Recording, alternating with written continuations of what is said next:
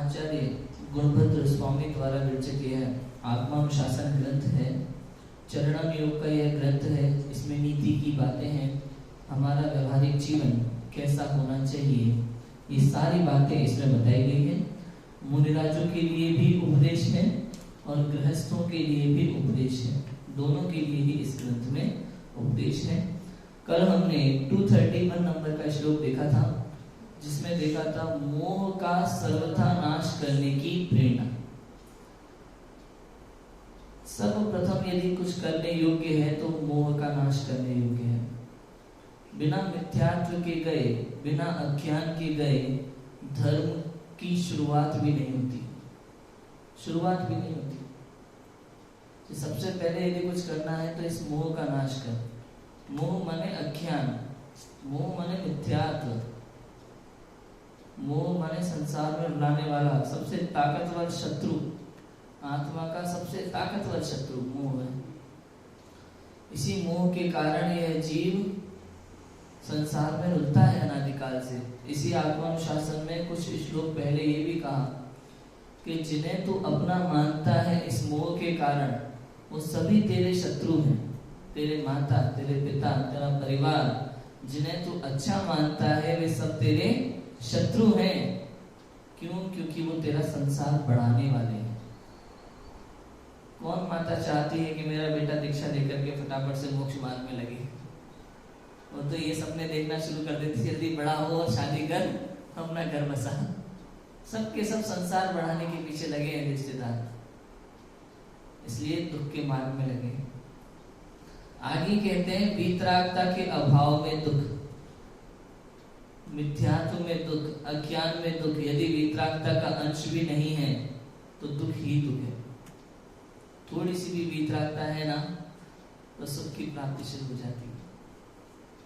पर जगत के स्नेह से बंधा हुआ तेरा चित्त इष्ट अनिष्ट पदार्थों में राग द्वेष करके क्लेश भोगता है।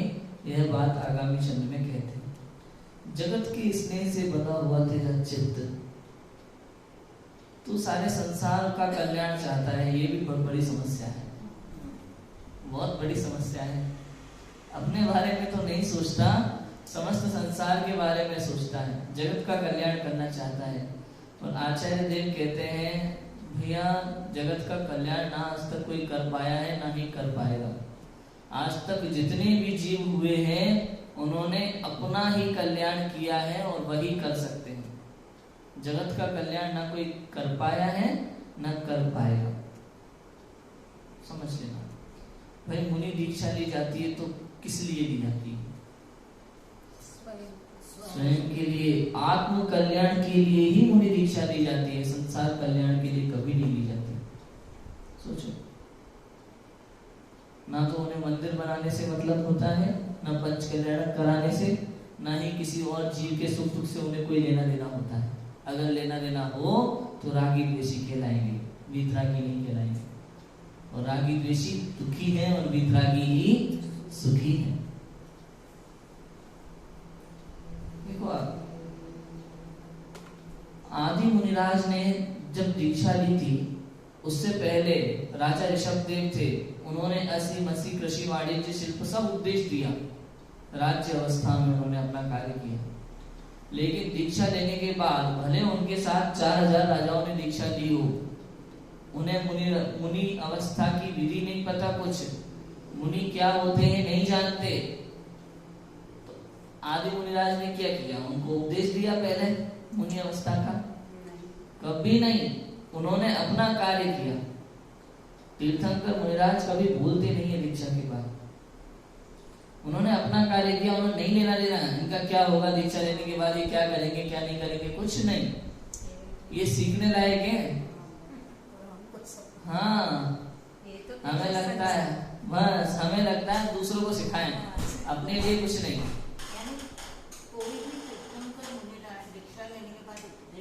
बिल्कुल नहीं, मौन लेते हैं। केवल ज्ञान के बाद भी नहीं बोलते। मतलब सर्वांग से दिव्य ध्वनि गिरती है ना, होठ नहीं हिलते, तो बोलने का तो कोई काम ही नहीं रहा। दीक्षा लेने के बाद बोलते ही नहीं है, केवल ज्ञान के बाद जो दिव्य ध्वनि खिलती है वो कैसे खिलती है? भवि भावन बचजो कीव शाय, भव्य जीव के भाग्य के उदय से स्वयं अपने आप सर्वांग से दिव्य ध्वनि खिलती है। होठ भी नहीं हिलते। इच्छाओं का अभाव हो गया ना, मोह का सर्वथा नाश, चारों घाती कर्मों का नाश, इच्छाओं का पूर्ण रूप से अभाव, तो उपदेश देने की इच्छा ही नहीं है। वो तो भव्य जीवों के भाग्य से सर्वांग से स्वयं ओंकार में दिव्य ध्वनि खिलती है और सभी को अपनी अपनी भाषा में समझ में आती है। बोलने का तो कोई काम ही नहीं है, उपदेश देने का भाव ही नहीं है, बिल्कुल भी भाव नहीं है। ऐसे होते हैं दिगंबर महामुनिराज। वास्तविकता यही है, यदि आपको समाज का कल्याण करना है तो नेता बनो, स्वयं का। हाँ, यदि आपको समाज का कल्याण करना है तो दीक्षा मत लेना, मुनि मत बनना, भाई नेता बन जाओ, है कि नहीं? यदि आपको मंदिर वगैरह बनवाने हैं तो सेठिया बन जाओ, ट्रस्टी बन जाओ, मुनि मत बनना। मतलब किस भूमिका में क्या कार्य होता है ये तो समझो। बात समझ में आई? किस पद पे किस भूमिका में क्या कार्य करना चाहिए, किस अवस्था में क्या कार्य होता है। यदि आपको कहीं मंदिर संभालना है, ट्रस्ट संभालने हैं, तो वहां मैनेजर बनो, ट्रस्टी बनो, कोई पद ग्रहण कर लो वहां पे। लेकिन दिगंबर महामुनि अवस्था धारण करने के बाद ये सब कार्य करें तो कहते हैं ये शोभा नहीं देता, गलत है, अपराध है। अपराध समझते हैं? अपराध क्या होता है? एक होती है गलती, एक होती है अपराध। गलती जो पता नहीं था, अनजाने में होती है, उसके लिए आप प्रायश्चित कर सकते हैं, उसके लिए आप क्षमा मांग सकते हैं। और अपराध सब कुछ जानते हुए जानबूझ के करना, और एक बार नहीं बार बार करना, इसकी कोई क्षमा नहीं होती, इसकी कोई क्षमा नहीं होती, इसका कोई प्रायश्चित नहीं होता। होते ना कुछ लोग, भैया हमारे मामा जी बताते थे कि उनके पास कोई पंडित जी आए कहीं से, तो खाना खाने के लिए आए थे और सब्जी बनी थी कोई ऐसी जिसका उनका पंडित जी का त्याग था। कहने में आए तो आलू की सब्जी बनी थी, पंडित जी नहीं खाते थे, तो उन्होंने कहा नहीं यार आज तो सब्जी आलू की बनी और दूसरी तो बनाई भी नहीं है कुछ। तो कहते हैं पंडित जी अरे भूख तो बहुत जोर से लगी, एक काम करो तुम तो दे दो, बाद में प्रायश्चित कर लूंगा। तो ऐसा भी हो जाता है लोग। तो अपराध का प्रायश्चित नहीं होता, प्रायश्चित होता है गलती का, कि भाई अनजाने में पता नहीं था, कुछ करने में आ गया। आलोचना पाठ पढ़े थे ना कल, अपन ने पढ़ा था, समझाया था दीदी ने, तो उसमें भी आता है ये कि गलती से होता है तो उसका प्रायश्चित होता है। मैंने भूलवश किया हो, मैंने दोष लगाए हो, किसमें दोष लगाए हो? मेरे नियमों में दोष लगाए हो। जो नियम मैंने लिए हैं, नियम मतलब समझते हैं? नियम और यम, नियम माने मर्यादा है ना, और यम माने आजीवन का त्याग है ना। तो उन नियम जो मैंने लिया है, यम जो मैंने लिया है, उसमें कहीं कोई दोष लग गया हो तो उसके लिए हम भूल के लिए क्षमा मांगते हैं। लेकिन जानबूझ के ही करो तो वो अपराध है, उसे अक्षम्य अपराध कहते हैं हमारे। समझ आया? इसलिए उनसे बचना चाहिए। तो जगत के स्नेह से बना हुआ तेरा चित्त, तेरा मन, चित्त माने मन, जहां चित्त लिखा होता है शब्द चित्त, वहां अर्थ है चैतन्य। चित्त अकेला लिखा होता है ना चित्त, वहां चेतन आत्मा। चित्त लिखा हो तो मन, मन, ठीक है। जगत के स्नेह से बना हुआ तेरा ये चित्त इष्ट अनिष्ट पदार्थों में राग द्वेष करके क्लेश भोगता है। कौन से पदार्थों में? इष्ट और अनिष्ट पदार्थों में। भाई दो तरह के पदार्थ है संसार में, इष्ट और अनिष्ट। हाँ, पदार्थ तो पदार्थ ही है, हम मानते हैं। इष्ट और अनिष्ट नाम की कोई वस्तु ही नहीं है संसार में। पदार्थ तो पदार्थ है, वस्तु तो वस्तु है, ये तो मान्यता है हमारी। तो जगत के पदार्थों में झूठी कल्पना करता है, इष्ट अनिष्ट की मान्यता रखता है, जिसके कारण से राग द्वेष उत्पन्न होते हैं और दुखी होता रहता है, दुखी होता रहता है प्रति समय, राग द्वेष कर करके दुखी होता है।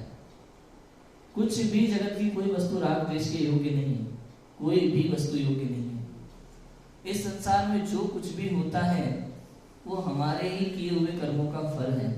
कर्माधीन व्यवस्था है, क्रम नियमित व्यवस्था है। वही होता है जो होना चाहिए, ऐसा कुछ भी नहीं होता जो नहीं होना चाहिए। बहुत बढ़िया बातें हैं। प्रकृति में किसी के साथ अन्याय नहीं होता, किसी के भी साथ अन्याय नहीं होता। हमें लगता है अन्याय है, लेकिन प्रकृति में कभी किसी के साथ अन्याय होता नहीं है। देखो, एक छोटा बच्चा बहुत दिन 2-4 दिन का भूखा होगा, फटे हुए कपड़े होंगे, भीख मांग रहा है स्टेशन के बाहर। बहुत बड़ी गाड़ी उतरती है वहां पे, उसमें से एक बहुत पैसे वाला व्यक्ति उतरता है। अब उस बच्चे ने भीख मांगी और उस बड़े आदमी ने उसको भीख तो नहीं दी, उल्टा कार के दरवाजे से जोर से गिरा दिया। अब देखने वाले को क्या लगता है, हमें कितना बुरा आदमी है, कितना गलत किया इसने। अरे पैसे नहीं देना था तो मत देता, गिराया क्यों, ऐसा कार्य क्यों किया। अब थोड़ा सा पूर्व की ओर देख लो, थोड़ा सा उसके कि उस बच्चे की जो दशा है वो दशा किस कारण से, उसने क्या किया होगा। क्या हमें ये पता है? हमने सोचा इस बात को?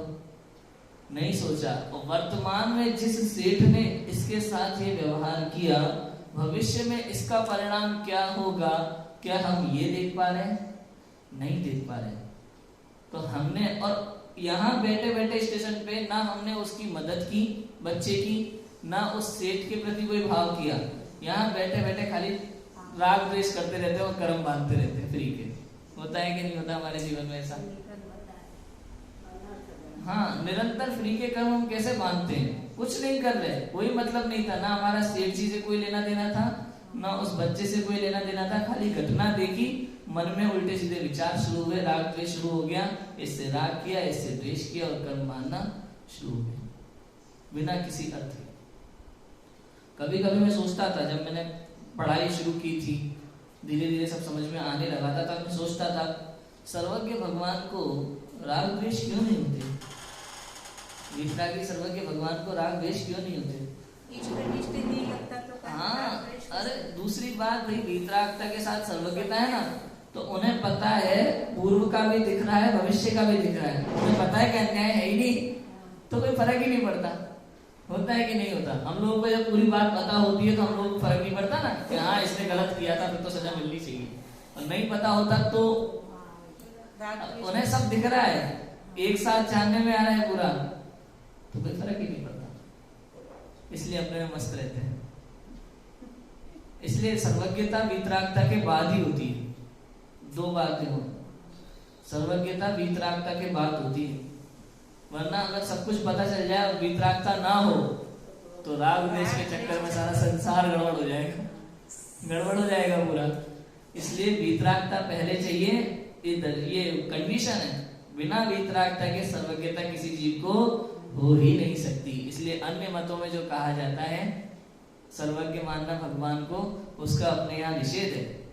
क्योंकि सर्वज्ञ होने के लिए समर्थ भद्राचार्य ने लिखा आत्ममीमांसा में कि निर्दोष होना जरूरी है। निर्दोष माने मोह राग द्वेष से रहित, वही सर्वज्ञ हो सकते हैं। 18 दोषों से रहित हो, वो सर्वज्ञ हो सकते हैं। समझ आया? कितना क्लियर है? तो जगत के स्नेह से बधा तेरा ये चित्त, इष्ट अनिष्ट पदार्थों में राग द्वेष करके क्लेश भोगता है। निरंतर रूप से पर पदार्थों में राग द्वेष करता है और क्लेश भोगता है, दुखी होता है राग द्वेष की कल्पना के कारण से। यही हमारे दुख का कारण है, दूसरा कोई दुख का कारण नहीं है संसार में। हम मानते जरूर है हमारे दुख का कारण कोई दूसरा व्यक्ति है, किंतु उस समय भी जो उसने हमें यदि गुस्से से डांटा है या हमारे साथ कुछ भी किया है या परिस्थिति प्रतिकूल है, तो मेरे ही पूर्व के किए हुए परिणामों का फल है। वो हम नहीं समझ पाते, वर्तमान परिस्थिति को देख करके राग द्वेष करते हैं और दुखी होते हैं। यही समस्या है। और हमारे समस्त दुखों का समाधान माँ जिनवाणी के पास है। हमें बैठना चाहिए, सुनना चाहिए, बड़ा आनंद आता है। बहुत अच्छी अच्छी लोरियां सुनने मिलती है जिनवाणी माँ के पास। जब मैं कोटा में पढ़ता था, लाइब्रेरी मेरे अंडर में थी, तो जब भी मेरा मूड ऑफ होता था किसी भी बात को लेकर से, किसी ने कुछ कह दिया, डांट दिया, कुछ कर दिया, मेरा मन नहीं लगता था, तो मैं लाइब्रेरी में जाकर के कुछ ना कुछ पढ़ने लगता था।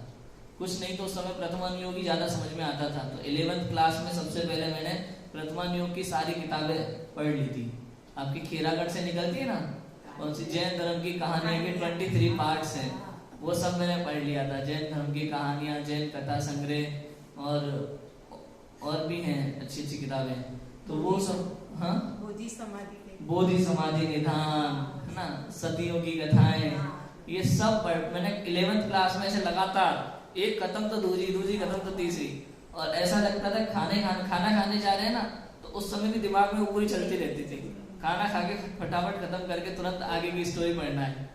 तो उस समय तो जब पढ़ते थे ना, ये कुछ भी मूड ऑफ हुआ, कुछ हुआ, पढ़ने लगे तो लगता था ऐसे ऐसे होता है, यहाँ कर्म का उदय हो और ऐसा ऐसा जीव के साथ होता है। जब इनके साथ हो रहा है तो हमारे साथ क्यों नहीं होगा भाई? अच्छे को भोगना पड़ता है, तो हम कौन है? ये कर्मों ने तो किसी को नहीं छोड़ा, कर्मों ने नहीं छोड़ा, किसी को नहीं छोड़ा। मोक्ष के प्रेमी हमने कर्मों से लड़ते देखे। इतने महापुरुष सब तीर्थंकर के जीवों पर भी उपसर्ग हुआ कि नहीं हुआ? पार्श्व स्वामी पे उपसर्ग हुआ ना, ये बात अलग है कि उपसर्ग कुछ बिगाड़ नहीं सकता था उनका, क्योंकि तीर्थंकर प्रकृति का कर्म का उदय ही ऐसा होता है। जब वो बैठे होते हैं ध्यान में, कोई भी उपसर्ग करेगा ना, उनके शरीर को टच भी नहीं कर सकती कोई चीज। और वास्तव में तो ऐसा है नियम तो कि तीर्थंकर पर कभी उपसर्ग नहीं होता। ये तो हुंडावसर्पणी का प्रभाव था कि इस कारण से ऐसा हो गया, लेकिन उससे भी तीर्थंकर को कोई क्षति पहुंचे ऐसा तो 3 लोग 3 काल में हो सकता नहीं है। जो भी विशेष घटनाएं हुई हैं इस बार, पुत्री होना, नेमी कुमार वाली घटना, क्यों कृष्ण का शंख वगैरह बजाना पड़ा, ये सब केवल हुंडावसर्पणी के प्रभाव से हुआ। ये तो नॉर्मली ऐसा होता नहीं है ना। पढ़े देखो आगे, अब राग द्वेष की कल्पना की बातें हैं। मुझे वापस वो बोलिए ना, चित्त का आपने 2 अर्थ बताया। हाँ, चित्त का नहीं, शब्द ही अलग अलग है। एक है चित्त माने चेतन, चित्त माने चेतन, और एक है चित्त मन। आदता है, आदता। अभी देखो इसमें आदता है, चित्त है ना, आदता है, मन है, हाँ मन, और वो चित्त केवल एक ही तरह रहेगा उसमें, हाँ, तो उसका चेतन अर्थ है, माने आत्मा है ना। और आदता है तो मन हो जाता है, हाँ, और एक ही रहेगा तो आत्मा, बिल्कुल ऐसा ही अर्थ है ना। आत्मा अकेला है, एक ही रहेगा। हाँ, एक भजन की लाइन है ना, वो 2 शायद बड़े पंडित जी का भजन है, नाथ तुम्हारी दर्शन से निज दर्शन मैंने पाया, तुम जैसी प्रभुता निज में लख चित मेरा हर्षाया।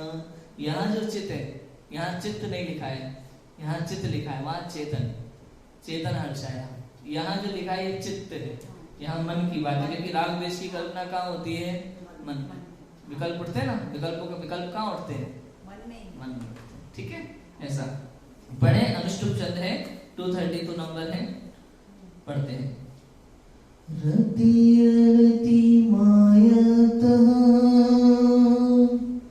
पुनरति मुपागतः तृतीयं पदं प्राप्य बालिशोवत सीदसी। राग करे फिर द्वेष करे, फिर पुनः राग द्वेष करे, राग द्वेष से रहित तीसरे पद विहीन दुख क्यों न सहे। रे अज्ञानी, तू विषयों की रुचि से अरुचि में आता है, फिर इन्हीं में रुचि करता है, इसलिए तू जगत से उदासीनता रूप वैराग्य प्राप्त न करके दुखी है, अतः ऐसा जानकर यदि तू कल्याण करना चाहता है तो तू राग द्वेष को छोड़कर वैराग्य का सेवन कर। ये जीव पुनः पुनः यही तो करता है। एक विषय से मन भर जाता है तो लगने लगता है बस, थोड़ी देर बाद फिर उस विषय की रुचि जगती है, पुनः पुनः विषयों में रुचि करता है, अरुचि होती है फिर भी रुचि करता है। क्यों नहीं होता है कि नहीं होता? भाई एक सब्जी जो बहुत अच्छी लगे, एक बार खा ली, दूसरी बार खा ली, तीसरी बार, रोज रोज कब तक बनाओगे? मन भर जाता है कि नहीं? कहते हैं भाई रोज रोज बना के खिला देते हैं, मन भर जाता है। लेकिन देखो रुचि भी है और अरुचि भी हो जाती है कुछ ही समय में, और प्रत्येक विषय के साथ ऐसा हम अनादिकाल से करते आ रहे हैं। जगत के सारे विषय भोगों को हमने अनंत बार भोगा है। क्या लिखा आचार्य ने? उल्टी के समान। उल्टी के समान है। अनंत जीवों ने अनंत बार भोगा है, अनंत बार भोगते आ रहे हैं बार बार। जो भी विषय भोग हम भोग रहे हैं उस विषय भोग को अनंत जीवों ने अनंत बार भोग लिया है। विष्टा के समान है, उल्टी के समान है ये विषय भोग। लेकिन फिर भी इसकी रुचि कितनी है हमें? क्यों है इसकी रुचि? क्यों है इसकी रुचि? कि आज जो हमने स्वाध्याय में सुना सुबह कि भाई चेतन का रस नहीं लिया ना, इसलिए जड़ रस में ही आनंद आता है। जड़ रस में ही आनंद आता है क्योंकि चैतन्य का रस इसने आज तक लिया ही नहीं, पता ही नहीं है। सच्चे सुख की बात हमें पता ही नहीं है, कल्पना ही नहीं है हमारे, कल्पना नहीं कर पाते हम। स्वाध्याय से मालूम तो पड़ता है पर इससे खसते नहीं। हाँ मालूम तो चलता है लेकिन अनुभव कहाँ, माना कहाँ, निर्णय नहीं किया, माना नहीं। सबसे पहले तो निर्णय करना पड़ेगा, मानना पड़ेगा, तब तो बात हो। भाई निगोदिया जीव के दुख और सिद्धों का सुख कल्पना भी नहीं की जा सकती, इनकी अकल्पनीय है, वचनातीत है, अकल्पनीय, आप कल्पना नहीं कर सकते। निगोदिया के दुख की और सिद्धों की सुख की, ऐसा है। पता है बड़े दादा एक बात कहा करते थे, रतन चंद जी भारत। आंखें जो है बचपन से ही बहुत वीक थी, बहुत वीक आंखें थी बचपन से, लेकिन कभी ऐसा लगा नहीं कि कोई प्रॉब्लम है ये। क्यों नहीं लगा? क्योंकि बचपन से ही उनको ऐसा लगता था कि सभी की ऐसी होती है, सभी की ऐसी होती होंगी, बिलर बिलर दिखता है। अब एक दिन अपने दादाजी के साथ बैठे हुए थे, दादाजी का चश्मा पास में रखा हुआ था, उन्होंने खेल खेल में वो चश्मा लगा लिया दादाजी का, और जब चश्मा लगाया तो देखा अरे ये दुनिया ऐसी है, इतनी क्लियर, इतनी क्लीन, इतनी निर्मल। तब जाकर के उन्हें पता चला कि दुनिया ऐसी भी है, ऐसी ही है। ये स्पष्टता। ऐसे ही हम लोगों को इंद्रिय सुख ही अभी तक पता है, तो हमें लगता है इससे बड़ा सुख तो संसार में हो ही नहीं सकता। रसगुल्ला खा लिया तो यही आनंद है, टीवी देख ली यही आनंद है, कोई नई मूवी आ गई वो देखा तो वो आनंद है। इंद्रिय सुख में ही आनंद मानते हैं। घूमना फिरना, भाई यहाँ घूम लेंगे तो आनंद मिलेगा, यहाँ घूम लेंगे तो आनंद मिलेगा, भाई पौंडीचेरी चले जाएंगे तो आनंद मिलेगा। हाँ यही आनंद मान लेते हैं इतना। क्यों? क्योंकि इतना ही जानते हैं, इससे ज्यादा जानते नहीं है। अतीन्द्रिय सुख का विधन आज तक हुआ नहीं, उसकी कल्पना भी नहीं है कि सच्चा सुख क्या है। इंद्रिय सुख को ही सच्चा सुख मानता है, उसे पता नहीं है कि इंद्रिय सुख तो सुखाभास है, सुख है ही नहीं, ये तो दुख है, ये तो दुख है। सुख जैसा लगता है लेकिन सुख नहीं है। सच्चा सुख किसे कहते हैं? सच्चा सुख क्या है? निराकुलता। वह सुख जिसके बाद दोबारा कभी दुख ना हो उसे सच्चा सुख कहते हैं। सच्चे सुख की परिभाषा, वह सुख जिसके बाद दोबारा कभी दुख ना आए वही सच्चा सुख है। और हमारे यहाँ तो जो सुख है कुछ समय का क्षणिक है। बच्चे को जरा सा टीवी का रिमोट दे दिया तो खुश हो जाता है, वापस ले लिया तो दुखी हो जाता है। मोबाइल पकड़ा दिया खुश हो जाता है, ले लिया वापस तो दुखी हो जाता है। घर में मम्मी ने लड्डू बनाए, बोल दिया दिया अभी रख दो थोड़ा सा, तो दुखी है, दे दिया तो खुश हो जाएगा, फिर एक और मांगा और मना कर दिया तो फिर दुखी है। तुरंत क्षण क्षण में सुख दुख चलता रहता है यहाँ तो। लेकिन सच्चा सुख तो है सिद्धों का सुख, अरिहंतों का सुख। एक बार आनंद झरना शुरू हुआ, उसके बाद कभी दुख का कोई काम है ही नहीं, है ही नहीं। लेकिन अज्ञानी जीव है ऐसा, अज्ञानी जीव जिसे विषय भोग पसंद आते हैं, विषय भोग की इच्छा होती है। एक बार सम्यक दर्शन की प्राप्ति हो जाए, ज्ञानी हो जाए, तो विषयों का रस छूट जाता है, फिर उसको आत्मा के रस की लगन लग जाती है, आत्मा का रस चढ़ने लगता है। रंग मारी प्रभु थारा ही रंग गयो रे। कौन सा रंग है प्रभु का? वीतरागता का रंग, वीतरागता का रंग, वो रंग चढ़ जाता है भैया। अनंतानुबंधी और मिथ्यात्व के अभाव रूप जो वीतरागता प्रकट हुई, तो उतना अंश है कि नहीं वीतरागता का, तो वो रस चढ़ जाता है उसको वीतरागता, बार बार अंदर जाना चाहता है। भरत का उदाहरण है ना चक्रवर्ती का, कि वो महल में आया था एक आदमी और कहने लगा कि आप तो 96,000 के बीच में, इतनी सारी सेना धन, तो उन्होंने उसके साथ क्या किया था? तेल का कटोरा भर के दे दिया था, है कि नहीं भाई? इन सब के बीच में भी उसे विषयों का रस नहीं चढ़ रहा है, आत्मा का रस चढ़ा हुआ है, ऐसा है। यहाँ और अज्ञानी जीव को देखो आप, उसी चक्रवर्ती का उदाहरण लेकर के विषय भोग का सेवन करने की लोलुपता है। आप देखो बहुत मिलते हैं ऐसे चक्रवर्ती से, हम लोग तो बहुत परेशान हैं भाई। यहाँ आते ना गेस्ट यात्री लोग, तो मान लो शिविर लगा हुआ है और धार्मिक शिविर चल रहा है, बहुत अच्छा ज्ञान की बातें चल रही है, सुबह शाम आचार्य कुलकुल देव का तत्व सुन रहे हैं, गुरुदेव की वाणी भी सुन रहे हैं, और अगर भोजन में एक रसगुल्ला नहीं बना तो, मीठा नहीं बना तो, अरे नहीं मीठा तो चाहिए, वो तो होना चाहिए। तो मैंने बोल दिया एक दिन, मैंने कहा भैया इतनी बढ़िया बातें सुनी, अभी तो उदाहरण सुना था हमने कि हमें इनसे बचना चाहिए, इंद्रिय लोलुपता नहीं होना चाहिए। अरे पंडित जी आपने चक्रवर्ती का सुना है कि नहीं? सीधे चक्रवर्ती को बीच में ले आते, भाई चक्रवर्ती भी भैया, हाँ बस सोचने वाली बात ये भैया देखो, रसगुल्ला आपकी थाली में आया है, आप खाते हो, इससे समस्या नहीं है। समस्या इसकी नहीं है कि आप रसगुल्ला खाते हो कि नहीं खाते, कोई दिक्कत नहीं है। समस्या ये है कि अगर आज व्यवस्था नहीं हो पाई तो आप कितने आकुल व्याकुल हो गए, आप सहज नहीं रह पाए। परिस्थिति कैसी भी हो, सहजता होना चाहिए कि नहीं होना चाहिए जीवन में? समस्या वो है, आप रसगुल्ला खाते हो, मीठा खाते हो, आपको अच्छा लगता है, ये इतना प्रॉब्लम नहीं है। लेकिन जो गृद्धता है कि चाहिए हमें, इसके बिना क्या होगा? हमारा स्टेटस भाई होता है ना, हमने शिविर लगाया हो अगर और हम व्यवस्था नहीं कर पाए उतनी खाने के लिए व्यवस्था, लगता नहीं है ये प्रॉब्लम ये है, प्रॉब्लम यहाँ है, दूसरी कहीं नहीं। होता है कि नहीं होता? ऐसा है। तो हाँ मीठा से प्रमाद आता है, देखो सब। हाँ बता, मीठे से प्रमाद, पूरा पूरी खाइए ना उसको। देखो वे अज्ञानी तो विषयों की रुचि से अरुचि में आता है और फिर उन्हीं में रुचि करता है, बार बार रुचि से अरुचि में आता है, पुनः पुनः वही रुचि करता है। उसी चीज को पसंद नहीं करता, आज कल पसंद करने लगता है। होता है कि नहीं होता है?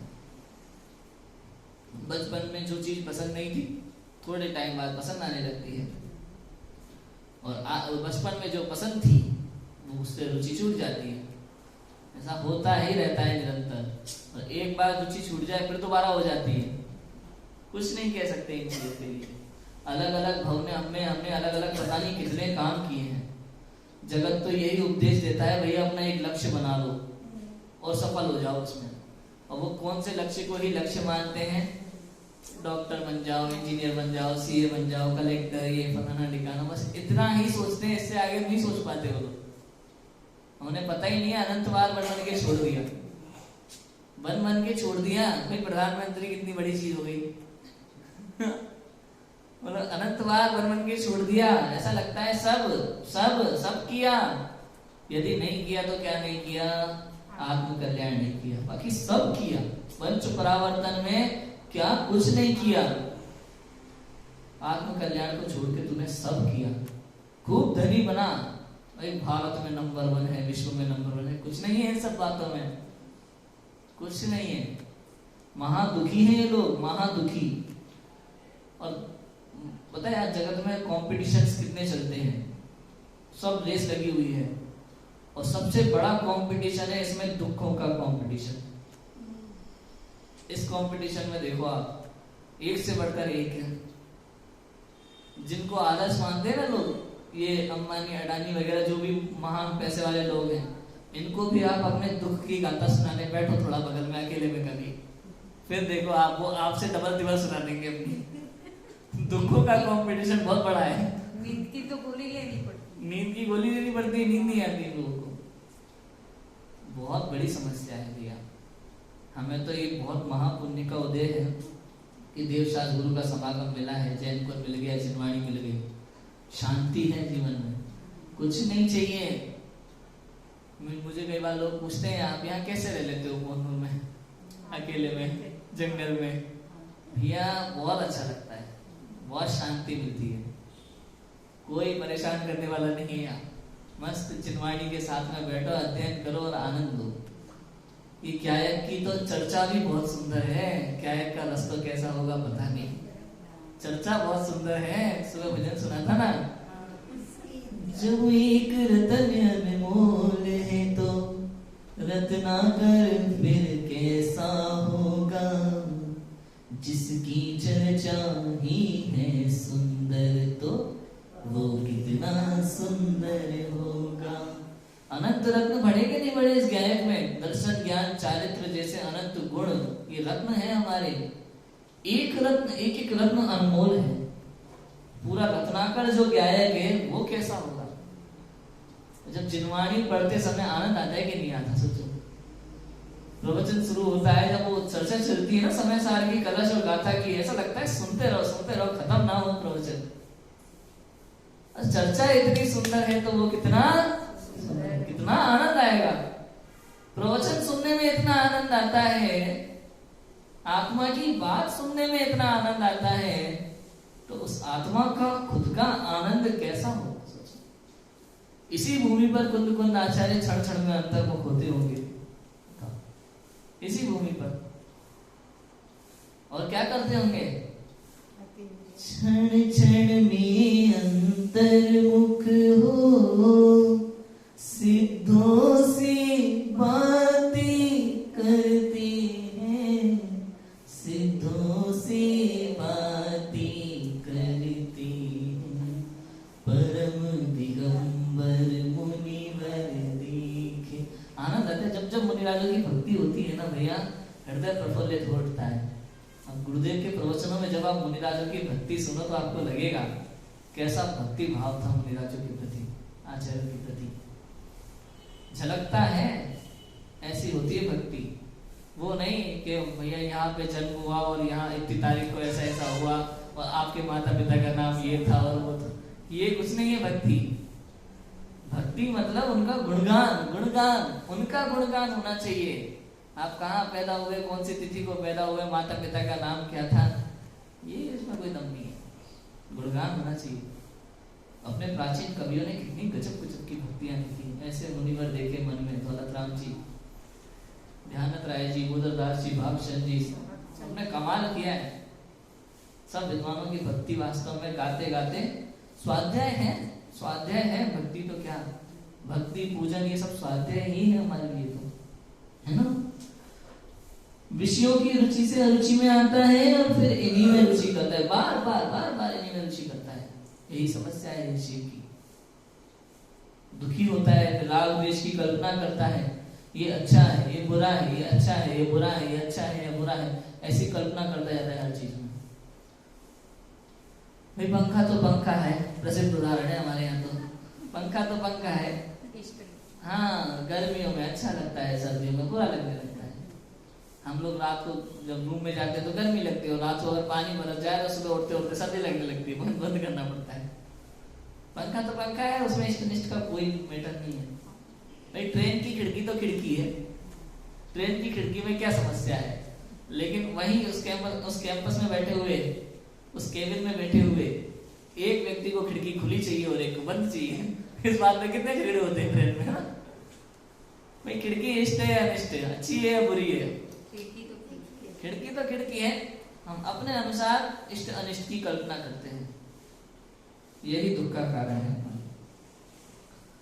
विषयों की रुचि से अरुचि में आता है और फिर इनमें बारंबार रुचि करता है। प्रत्येक विषय में लगाना, प्रत्येक विषय में, खाने में, पीने में, खेलने में, उठने में, बैठने में, बार बार रुचि से अरुचि, अरुचि से रुचि होती रहती है। अनेक भवों में अनेक बार पता नहीं कितने कार्य किए ऐसे, हमने बहुत किया इन पंच परावर्तन के बीच में, सब कुछ किया। अभी भी कुछ करने का मन करता है ना, अगर कि यार ये नहीं किया, ऐसा करना चाहिए, सोच लेना भैया खूब किया है।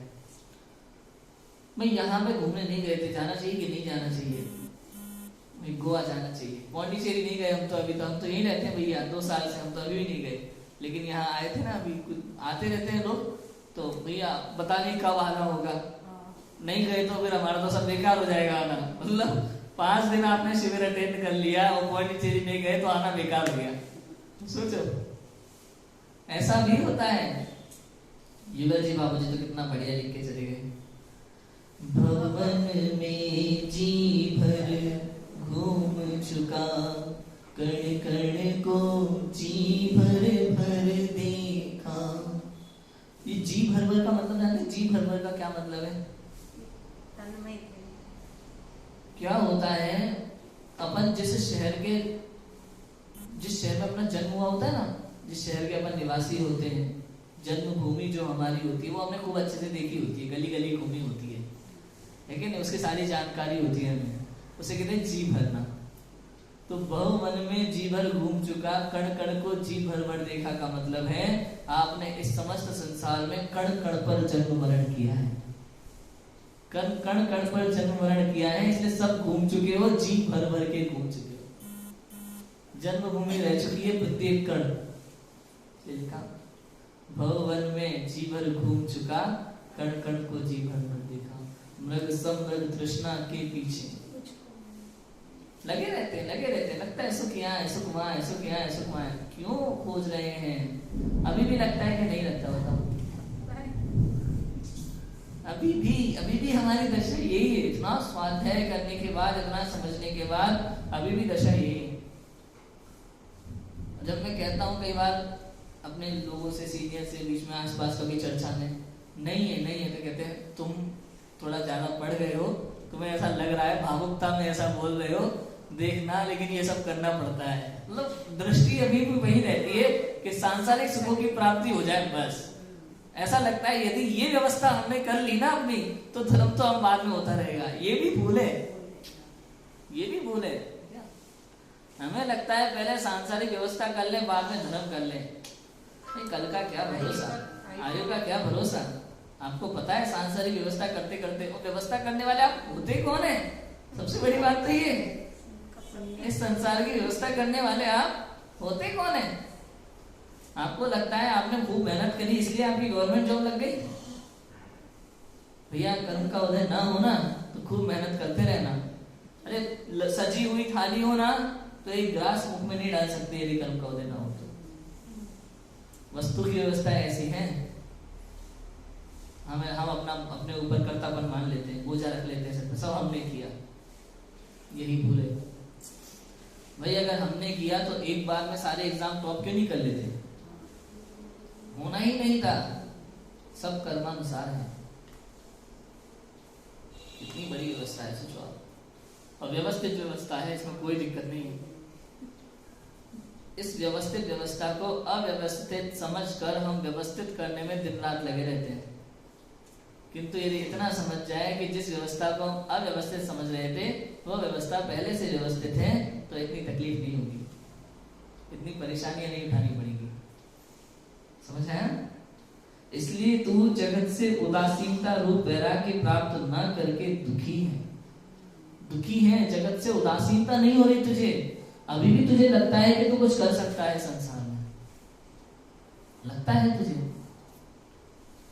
फर्स्ट ईयर में हमने कविता लिखी थी, छोटी सी 4 लाइन की, जरा विचार तो करो कि सारे लोग कहाँ गए। सारे लोग कहाँ गए माने हमारे पूर्वज लोग, दादा परदादा, बड़े बड़े जो महान लोग जो देश के इतिहासकारों में आते हैं, सब लोग कहाँ गए। जरा विचार तो करो कि सारे लोग कहाँ गए। इस संसार में आकर की क्या महानता दिखा गए। पैदा हुए व्यापार सीखा धन कमा बूढ़े हुए। बंधु जन को सौंप कर इस जगत से चल दिए। बंधु जन को सौंप कर इस जगत से चल दिए। जितने भी पूर्वज आप सब पे नजर डालो, क्या किया उन्होंने। पैदा हुए, व्यापार सीखा, धन कमाया, बूढ़े हुए, दूसरे को दे करके चल पड़े। सेम परंपरा चली जा रही है, सेम टू सेम सब लोग वही कर रहे हैं, उसी सेम लाइन पर चल रहे हैं,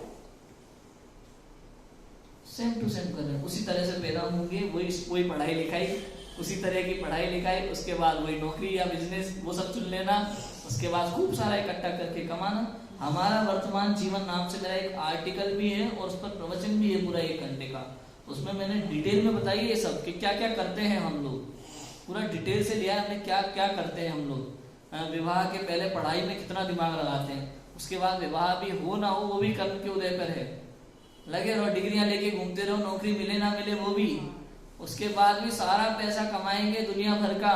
और अगर विवाह हो गया, पहले तो नौकरी अगर अच्छी लग गई ना तो 6 महीने भी आपको शांति से बैठने नहीं देते परिवार वाले। 6 महीने शांति से नहीं बैठने देंगे आपको। विवाह पक्का हो जाएगा और पक्का होने के बाद आपने जो भी कमाई की होगी ना सब लुट जाएगी। देखना, अरे आजकल तो मोबाइल चाहिए, पहले तो सबसे पहले तो सगाई होती ही उसको मोबाइल दिलाना पड़ता है, वो भी अच्छा वाला हाई क्वालिटी का। और ऐसा हो गया कहीं कि उसकी सहेली के हस्बैंड ने थोड़ा ज्यादा पैसे का दिलाया, तो आपका भले 30,000 का हो, उसमें 35 का दिलाया ना तो आपको 30,000 का बेकार लगता है उसे। बहुत बड़ी बड़ी समस्याएं हैं ऐसी जीवन में। इन सब से बचने का एक ही मात्र उपाय है, ये वितरागता का मार्ग, दूसरा कुछ भी नहीं। ये सब अनंत बार हुआ है, भोगा है, भोगते रहेंगे अगर हमने सही मार्ग को नहीं पहचाना तो। इस लाइन से हट जाना चाहिए, हट जाना चाहिए। ये जगत की पढ़ाई लिखाई 1% काम नहीं आने वाली, कहीं से कहीं तक काम नहीं आती। अब कोई सुने तो ये पढ़ाई लिखाई करना छोड़ दे, बच्चों को तो मजा आ जाएगा सुन करके। क्या पढ़ाई लिखाई क्या है ना, माता पिता को भी कई बार ऐसा लगता है पंडित जी कहना तो आसान है लेकिन करना तो पड़ता ही है। देखो पढ़ाई लिखाई का निषेध नहीं होता, लेकिन उसकी वजह से हम जो सही चीज को भूल जाते हैं ना, समय का दुरुपयोग करते हैं, उसका निषेध है। पढ़ाई करो आप, कोई दिक्कत नहीं है, लेकिन उसको केवल एक साधन समझो। मेन कार्य ये है, आपने मेन कार्य उसे समझ लिया, इसे 24 घंटे में आधा घंटा दे लो तो काफी है। जबकि मेन ये है, वो साइड है, वो साइड है। मेन काम हमारा ये मनुष्य भविष्य मिला है। आजकल माता पिता तो पाठशाला में भेजना नहीं चाहते, नहीं भेजना चाहते। उन्हें ऐसा लगता है कहीं वो स्कूल का दिक्कत ना हो जाए, कोर्स ना छूट जाए। क्यों? क्योंकि स्कूल में तो आप जानते होंगे, आपके सोनगढ़ में विद्यालय है ना, बच्चे कितने बजे जाते हैं स्कूल, हॉस्टल से निकल के स्कूल? सुबह से लौट के कितने बजे आते हैं? सोचो, सुबह से शाम तक वो स्कूल में निकल जाता है पूरा टाइम। सब जगह यही हाल है स्कूलों में पढ़ने वाले बच्चों का। और ऐसी पढ़ाई कराई जाती है, इसका कोई मतलब नहीं होता। रट्टा पढ़ाई, संस्कारों का कोई मतलब नहीं। स्कूलों में, हॉस्टल में दिए जाते हैं, स्कूलों में कौन देता है? वो इंग्लिश मीडियम की वो पढ़ाई रटा दी जाती है, बस रटो रटो और फिर एक और उसको याद कर करके ले आओ, एग्जाम दो, और उसके बाद में वो कभी काम में भी नहीं आता है, भूल जाओ। बस डिग्री काम में आती है, हाँ भाई ये कोर्स पास किया है इन्होंने, और वो अपने जीवन में कभी काम नहीं आता। देखना, बहुत अच्छा पढ़कर लड़का होगा ना, उसके परिवार में कल को कोई समस्या आ जाती है ना, आकुलित व्याकुलित रहता है, परेशान हो जाता है, उसके पास उपाय नहीं होता कोई। लेकिन जिसने स्वाध्याय किया हुआ ना, जमाड़ी पड़ी हो, उसके जीवन में समस्याएं कैसे भी आ जाए उसे प्रॉब्लम नहीं होती। यही अंतर है, ये समझने की बात है। कैसे भी समस्या आ जाए, अपने आप को संभालना जानता है, परिस्थिति को संभालना जानता है, लेकिन जिसने ये जिनवाणी नहीं पढ़ी और भले इंग्लिश मीडियम और उसमें लॉ की पढ़ाई कितनी ही डिग्रियां हासिल की हो, कुछ नहीं। आत्महत्या कौन करते हैं? वही लोग तो करते हैं। टॉप कर करके थोड़ा सा एक नंबर पीछे रह जाए, नाम नहीं आया तो ये इष्टनिष्ठ है, ये राग द्वेष है, ये राग द्वेष की घटनाएं हैं। कितना सुखी दुखी होते रहते हैं। ये हमारा डेली का है, डेली का रूटीन जो मैं आपको बता रहा हूँ। भाई ये हम पढ़ के चले जाएंगे, समझ में नहीं आएगा। हम पढ़ तो लेंगे हाँ राग द्वेष से, हाँ ये बात तो है, राग द्वेष संसार में होते हैं इसलिए दुखी रहते हैं। भाई लगा के तो देखो हम क्या क्या कर रहे हैं। हम लगा के देखना चाहिए हमें खुद पे, हमें बचना है कि नहीं बचना। हम संसार में कितना कुछ करते हैं। भाई हमारे बच्चे अगर एग्जाम में टॉप नहीं किया तो हमें क्या करना चाहिए? बहुत बड़ी समस्या है ये भी। माता पिता के बच्चों को इसलिए नहीं टॉप देखना चाहते कि उनको अच्छा लगेगा, ये बच्चों का भविष्य है। भाई लोगों के लिए, हाँ सोसाइटी। मालूम है शर्मा जी का बेटा टॉप करके आया है और तू देख तेरे कितने नंबर आए। कितनी बड़ी समस्या है ना? ये सब चीजें हमारे जीवन में हो रही हैं और हमें इनसे बचना चाहिए। मूल बात ये, राग द्वेष छोड़ना चाहिए। ये पॉइंट एक ये उदाहरण तो मैं एक दो उदाहरण देता जा रहा हूँ, लेकिन पॉइंट पे ये चीज हम करते हैं। हर जगह, खाने में, पीने में, घूमने में, फिरने में, सब जगह करते हैं हम ये चीजें। राग द्वेष करते हैं, अपने आप को थोड़ा आगे देखना चाहते हैं, अपने आप को थोड़ा ऊंचा देखना चाहते हैं, हमारी थोड़ी ज्यादा चलनी चाहिए। ये सब चीजें हम लगाते हैं। पीछे रहना पसंद नहीं करते है कि नहीं? जगत में तो बहुत चलता है ना, पीछे रह जाओगे भैया, अंदर में जाओगे तो ऊपर हो जाओगे। बाहर में ऐसे आगे बढ़ने से कुछ नहीं होगा। यहाँ बाहर में जाओगे ना तो नीचे चले जाओगे, है ना? जितना बाहर में भगोगे उतना नीचे चले जाओगे। परिग्रह इकट्ठा करना है कि नहीं खूब सारा? तो बाल बोध में पढ़ लेना, बहु आरंभ बहु परिग्रह किसका कारण है? नरक गति का कारण है। ये समझना चाहिए, लेकिन नहीं समझ पाते। जितने भी राजा वगैरह होते थे ना प्राचीन समय में, वो या तो ज्यादा से ज्यादा दीक्षा ले लिया करते थे अपने राजपुत्रों को राज सौंप करके, और अधिकतर तो यही होता था। अगर कोई राज्यावस्था में मरण को प्राप्त हो तो नरक जाता था अधिकतर। तो यही था, बहु आरंभ बहु परिग्रह नरक गति का ही कारण होता है। इसलिए बचना चाहिए जितना हो। मन में भी नहीं सोचना चाहिए। मोटिवेशनल स्पीकर होते हैं ना, मोटिवेशनल स्पीकर आजकल, तो वो बच्चों को ऐसे भ्रमित कर रहे हैं। कहते हैं बच्चों से, देखो ऊपर देखो थोड़ा सा, वो दिख रहा है 10 करोड़ का बंगला, 5 करोड़ की गाड़ी, दिख रहा है कि नहीं दिख रहा? सपने देखो तो पूरे होंगे ये कहते हैं भाई, सपने देखोगे तो पूरे होंगे। बहुत बड़ा भ्रम है भाई। पुण्य नहीं होगा तो क्या करोगे? कितने ही सपने देख लो, आकुलित व्याकुलित होगे, दुखी होगे, गलत रास्ते अपनाओगे, गलत रास्तों पे चल पड़ोगे और दुर्गति हो जाएगी और दुखी होगे, सुख नहीं मिलेगा। एक महाभारत की एक बात याद आती है, हिंदू महाभारत की। मुझे टीवी पे आता है एक सीरियल राधे कृष्णा महाभारत वाला, उसमें मुझे एक लाइन याद है। मैं घर पे था तब मैंने देखा था। तो उसमें क्या होता है, कृष्ण दुर्योधन को समझाते हैं कि दुर्योधन, तुमने बचपन से लेके आज तक इस हस्तिनापुर पर अपना एक छत्र राज्य हो ऐसी कामना के साथ कितने पाप किए, कितने प्रयास तुमने किए। तुमने सबसे पहले बचपन में ही उनको जहर देना चाहा, लाक्षागृह ग्रह में तुमने अग्नि जलाई, उनको वनवास किया, उनके साथ अनेक बार छल किया, समय समय पे वहां गुरुकुल में भी उनको मारने का प्रयास किया, लेकिन तुम हर बार असफल रहे, हर बार असफल रहे, क्योंकि तुम्हारा उतना पुण्य है ही नहीं।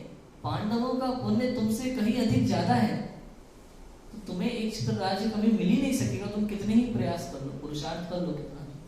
इसलिए हमारे यहाँ तो कहते हैं पुरुषार्थ जो है ना केवल आत्म कल्याण में लगता है, संसार में किसी कार्य में पुरुषार्थ लगता नहीं। हाँ, संसार में पुरुषार्थ है ही नहीं। आत्म कल्याण में, आत्म सन्मुखता में ही पुरुषार्थ है। उसी को पुरुषार्थ कहा है। और संसार के किसी कार्य को आप करते रहो, उसे मेहनत समझो तो उसे गधा मजदूरी लिखा चाहिए। गधा मजदूरी कोई काम का नहीं, ऐसा है, इतना पुण्य ही नहीं। इसलिए सब कुछ छोड़ दो। यदि कोई करने योग्य कार्य है तो वो आत्म कल्याण। वीतरागता में ही सुख है और वीतरागता के अभाव में ही दुख है। मूल बात तो यही है। तो कहते हैं कि इसलिए तू जगत से उदासीनता रूप वैराग्य प्राप्त न करके दुखी है, ऐसा जानकर यदि तू कल्याण करना चाहता है तो तू राग द्वेष को छोड़कर वैराग्य का सेवन कर। क्लियर बात है भैया। जगत के कल्याण का छोड़ दे, मेरा क्या होगा, मेरे परिवार का क्या होगा, इसका क्या होगा, उसका क्या होगा। भाई तो कितनी व्यवस्थाएं करेगा। भाई जो लोग अपने परिवार की व्यवस्था नहीं कर पाते, समय से पहले चले जाते हैं, तो क्या उनका परिवार का कुछ हो जाता है क्या? सब अपनी योग्यता अनुसार जीवन चलता है सबका।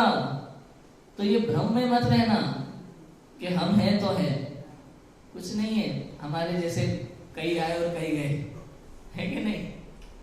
बहुत अच्छी अच्छी बातें हैं कि जो व्यक्ति अपने धन का, अपने ज्ञान का, अपने बल का, अपने कुल का अभिमान करता है, तो उससे अधिक बलवान, उससे अधिक ज्ञानी, उससे अधिक धनवान, उससे अधिक कुलीन आता है और अपनी शक्ति का, अपनी महानता का, अपनी विशेषता का परिचय दे जाता है। ऐसा होता ही है संसार में। एक से बढ़कर एक है इस संसार में। ऐसा भी श्लोक आया है इसमें एक कि एक से बढ़कर एक है संसार में, तो तू अपने आप को किसमें गिनता है? किस बात का अभिमान करता है? इसलिए जगत में कुछ भी करने योग्य कार्य नहीं है। लगा रहता है दिन रात, ये करना है, वो करना है। देश के लिए कुछ करना है कि नहीं करना भाई? हाँ, 15 अगस्त और 26 जनवरी की बातें सुनो आप लोगों की। जब आता है मजा, थोड़ी सी हंसी भी आती है। बातें करते हैं ना लोग, ऐसी सी बातें करते हैं, पूरा देश इन्हीं के कंधों पे झंडा लेकर के पूरे में घूमना फिरना और ऐसी सी बातें करना वीरों वाली। आपको पता है यहाँ से कुछ 300 किलोमीटर दूर मदुराई नाम की एक जगह है तमिलनाडु में। उसकी कथा सुनी है आपने? 700 दिगंबर मुनिराजों पर उपसर्ग हुआ था। वो कंपनाचार्य वाली कथा अलग है, वो हस्तिनापुर की कथा है। ये मदुराई की कथा अलग है। यहाँ वो नुकीले सजा दी जाती थी एक तरह की। पहले मीनाक्षी मंदिर है, मीनाक्षी देवी थी, तो वो मुनिराजों के ऊपर उपसर्ग किया था। की लोहे की कील जैसा कुछ होता है, उसके अंदर ऐसा पूरा उसके अंदर गाड़ दिया था। पूरा लोहे का शरीर के आर पार सिर में से निकाल दिया, नीचे से घुसा करके। इतना भयंकर उपसर्ग हुआ था। उसके चित्रण अभी भी वहां मौजूद है।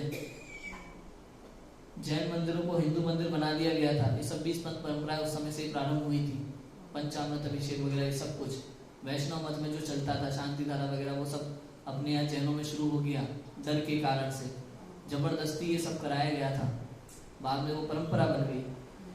वो तो फिर वो ये हुए बनारसी दास जी, गोपाल दास जी, बरैया टोडरमल जी जैसे महाविद्वान हुए, जिन्होंने 13 पंथामनाओं का प्रचार किया।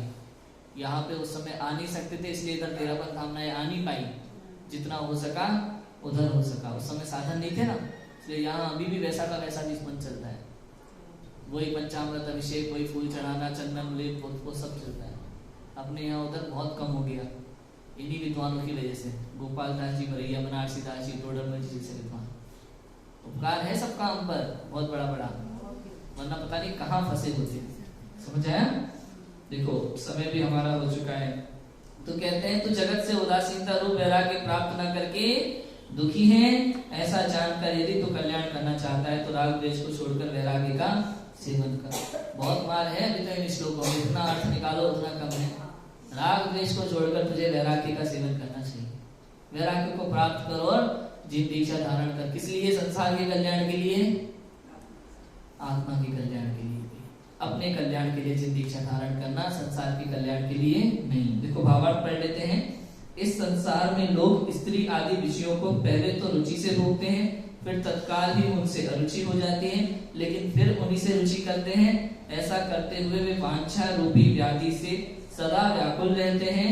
वे रुचि अरुचि से रहित वीतराग भाव को प्राप्त न करते हुए खेद खिन्न होते रहते हैं। इसलिए राग द्वेष को तजकर समता भाव को उपज कर सुखी होना चाहिए। बहुत क्लियर है। अभी इतनी बात चली है, इसके आगे की बात हम करेंगे। अभी की बात को विराम देते हैं। ओम नमः शिवाय।